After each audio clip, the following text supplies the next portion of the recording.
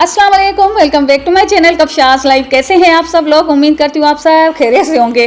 क्या है कि यार मैं पूरी रात सोती ही नहीं इस टेंशन में कि मुझे वीडियो अपलोड करना है। जिस दिन वीडियो अपलोड करना होता है ना, उस रात मुझे नींद नहीं आती, क्योंकि मुझे आधी रात को वॉइस ओवर करनी होती है। तो बार बार मेरी आँख खोल जाती है कि मुझे वॉइस ओवर करना है। वॉइस ओवर मैं दिन में भी कर सकती हूँ, लेकिन यार दिन में रास्तों की इतनी आवाज़ें होती है, रेडी वालियों की, कबाड़ वाले की, इतनी आवाज़ें, कभी वॉल्स वाले की, तो किस किस को चुप कराऊं। वो मेरे घर में खुद मेरे बच्चों की इतनी आवाज़ें होती हैं, चीखती हूँ यार चुप हो जाओ, मुझे वॉइस ओवर करना है। लेकिन मैं हार मान जाती हूँ। मैं कहती हूँ यार इससे अच्छा है कि मैं आधी रात को उठ के वॉइस ओवर करूँ। तो आज रात भी इसी चक्कर में उठी हुई थी, मैंने वॉइस ओवर कर लिया। उसके बाद मैंने सोचा अभी 3 ही बज रहे ना, तो मैं तहज्जुद नमाज अदा कर लेती हूँ। उसके बाद तो 4 बजे तकरीबन फजर की आज़ानें आना स्टार्ट हो जाती है। मैंने सोचा यहीं पे बैठ के कुछ तस्बीह पढ़ लूँगी, उसके बाद तो फजर नमाज अदा करके फिर मैं सो जाऊँगी। लेकिन 1 घंटा सवा घंटा मसे सोती हूँ। फिर मेरे हस्बैंड उठ जाते हैं क्योंकि वो वॉक पे जाते हैं, और मैंने उससे कहा हुआ है कि मुझे एनी हाउ उठा के वॉक पे लेके जाना है अपने साथ, क्योंकि 2 मंथ पहले मैं रेगुलर इनके साथ वॉक पे जाती थी। अभी 2 मंथ हुए ना, तो मैंने वॉक छोड़ी हुई है। इतनी कोई गर्मी, इतनी कोई सफोकेशन हो जाती थी, ओ यार मेरी तो बस ही हो गई। मैंने कहा ना बाबा, ये जून जुलाई गुजर जाए तो उसके बाद फिर मैं वॉक करूँगी। अब क्या है, बारिशों का मौसम है ना, तो सुबह के टाइम इतनी कोई ठंडी हवाएं होती है। तो मैंने अपने हस्बैंड से कहा हुआ है ना, मुझे लाजमी अपने साथ अब वॉक पे लेके जाना है, क्योंकि सुबह के वक्त बड़ी ठंड होती है। तो अभी मैं घंटा सवा ही सोई थी, फिर मेरे हस्बैंड ने उठाया कि मोटी उठ जा, सूरज तुलू हो गया है, चलो वॉक पे चलते हैं। अगर तुम्हें नहीं ले गया ना, तो फिर आते ही मेरी वॉट लग जाती है। तो बस मैं उठ गई और इनके साथ में वॉक पे निकल आई ना। यार यहाँ पे धीरे धीरे सूरज तुलू हो रहा था, ठंडी ठंडी हवाएं चल रही थी, और आधा घंटा वॉक की, थोड़ी सी बातें, थोड़ी सी फ्रेश हवा ली, और दिन की शुरुआत ही अच्छी हो गई।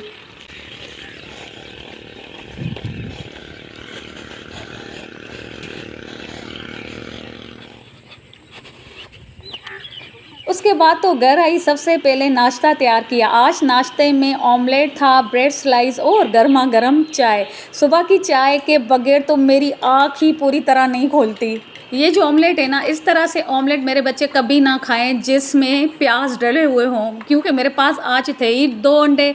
मैंने अपने बेटे से कहा पैसे उठाओ, अंडे लेके आओ। मेरे बेटे ने कहा मुझे नाश्ता ही नहीं करना, आपने जैसे बनाना है वैसे बना दें, मुझे सुबह के वक्त बाहर ना भेजें। मैंने क्या किया, 2 अंडे लिए, इसमें प्याज डाल दिए, जैसे आम मतलब होता है ऑमलेट, इस तरह बना दिया, क्योंकि फैमिली में पूरा करना था। 4 स्लाइस थे ब्रेड के, 2 अंडे थे।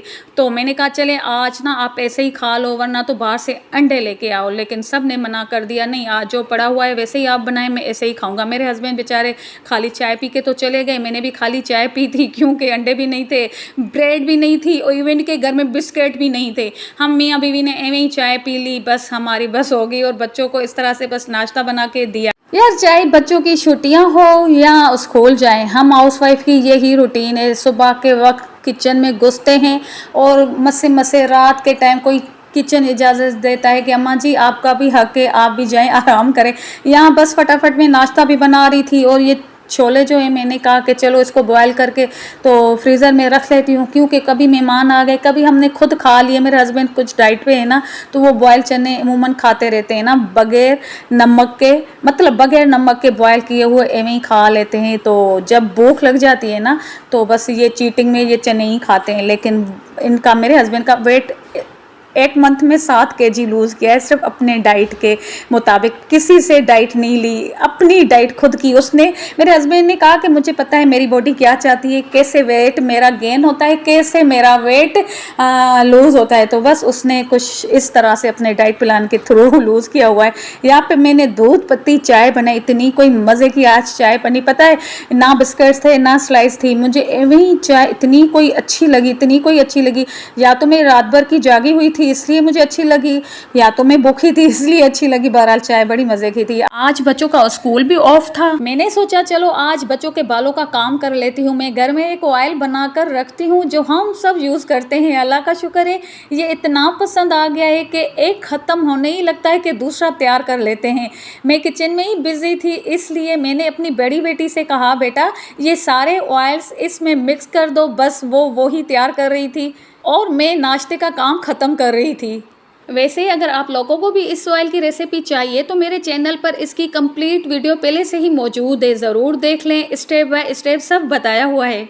जब मैं किचन से फारिग हुई तो मैं भी अपनी बेटी के साथ आके बैठ गई, उसे गाइड करे जा रही थी कि बेटा इतना इतना ऑयल डालना है, तो बस वो मिक्स करे जा रही थी। मैं क्या करती हूँ, पहले बड़ी जार बना लेती हूँ, फिर मैं क्या करती हूँ आपके साथ ये मैं छोटा सा जुगाड़ बताती हूँ ना आप लोगों को।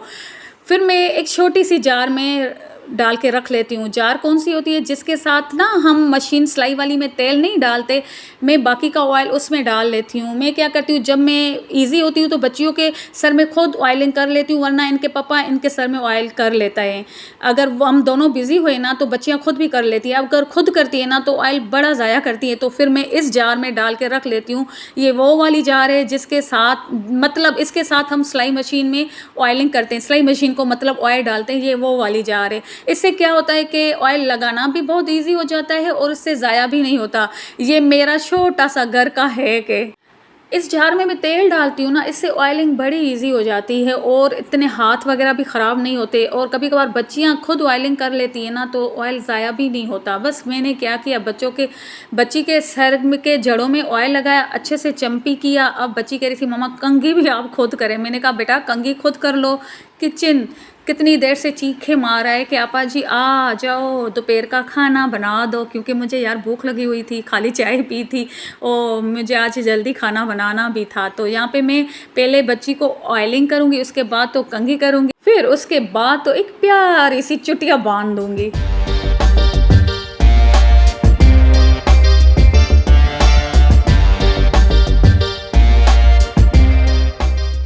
चले जी, दोबारा मैं किचन में आ गई। आज बहुत दिनों के बाद मुझे आनी मिली थी। हम सिंधी ज़बान में इसे आनी कहते हैं, जो मछली के पेट से निकलती है। आप लोगों की ज़बान में इसे क्या कहते हो मुझे नहीं पता।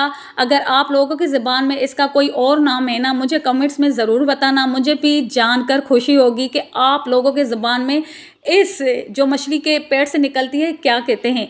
बस तो मैंने सोचा आज इसे फ्राई करते हैं। तो सबसे पहले मैंने आनी को अच्छी तरह वॉश किया, फिर नमक, हल्दी, लाल मिर्च, धनिया पाउडर और ज़ीरा पाउडर डालकर इसे अच्छी तरह मैं कोट करके इसको फ्राई करूँगी। चले मैं आपको स्टेप बाय स्टेप इसकी रेसिपी बताती हूँ। मेरे ख्याल में खाते तो सब लोग होंगे, लेकिन पकाने का तरीका हर एक का अलग ही होता है। हम क्या करते हैं, ये जो सारे 4-5 ड्राई मसाले हैं ना, इसको मिक्स करके मैं आनी को अच्छे से इसमें कोट करूँगी।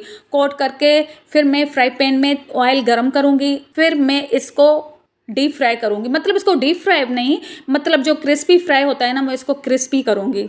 इस वक्त ना मुझे अपने बचपन की एक याद अचानक से आ गई ना। बचपन में जब भी अम्मी ये बनाती थी ना, हम इतने कोई शौक से खाते थे, चाहे रोटी के साथ दे दो चाहे रोटी के बगैर।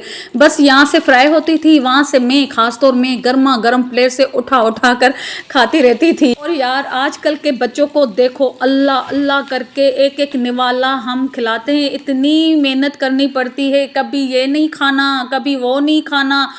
यार हम यही चीज़ें खा कर बड़े हुए हैं, अल्लाह का शुक्र है। मतलब जो हमने खाया ना, जो घर में पकता था वो ही खाते थे, और आजकल के बच्चे वो नहीं खाते जो घर में पकते हैं। अगर मैं अपने बच्चों को और मैं अपने आप को रखूँ ना, मेरे बच्चों से ज़्यादा मुझ में स्टेमिना है ना, मैं हर वक्त एक्टिव रहती हूँ और मेरे बच्चे जल्दी थक जाते हैं। शायद यही वजह है ना, जो घर में पकता है वो खाते नहीं, वो बाहर के खानों में लगे हुए हैं। आप लोग बताइएगा, क्या आप लोगों के बच्चे भी ऐसे ही हैं, जो घर में पकता है वो नहीं खाते, बाहर की चीज़ें ज़्यादा शौक से खाते हैं? मेरे बच्चे यार ऐसे ही हैं। मतलब ये चीज़ें, मतलब ये जो है ना आनी, जिसको हम अपनी ज़बान में आनी कहते हैं, मछली से, आनी से और बड़े गोश्त से और छोटे गोश्त से मेरे बच्चों को बड़ी स्मेल आती है, सिवाय चिकन के। बस यही बच्चों ने कुकड़ी खाई हुई है, खाली कुकड़ी वाले बच्चे हैं। ये हमारी जैसी ग़िज़ाएँ हमारे बच्चों के पेट में नहीं गई। चलें बच्चों का जिक्र करें ना, वो बातें ख़त्म ही नहीं होगी। जब ना आनी फ्राई हो गई ना, आधी फ्राई हो गई, तो मैंने इसमें हरी मिर्चें डाल दी और साइड पे टमाटर डाल दिए। जब टमाटर बिल्कुल गल गए ना, तो फिर मैंने आनी, टमाटर, हरी मिर्चें सारी इसमें मिक्स कर दी। उसके बाद पुदीना इसमें मिक्स कर दिया, तो हमारी आनी होगी तैयार। हम अपनी ज़बान में फिर कह रही हूँ, सिंधी ज़बान में हम इसे कहते हैं आनी, जो मछली के पेट से निकलती है। बस ये थी सिंपल सी रेसिपी। अगर आज का व्लॉग पसंद आया हो तो लाइक करना, कमेंट करना ना भूलना, और ज़रूर बताना आप लोगों की लैंग्वेज में आनी को क्या कहते हैं। और हाँ, अगर आपको ऑयल वाली रेसिपी देखनी है तो वो भी मेरे चैनल पर मौजूद है। अल्लाह पाक आप सबको हमेशा खुश रखे, अपना बहुत सारा ख्याल रखिएगा। मिलते हैं दूसरे व्लॉग में, तब तक के लिए अल्लाह हाफ़िज़, टेक केयर, बाय।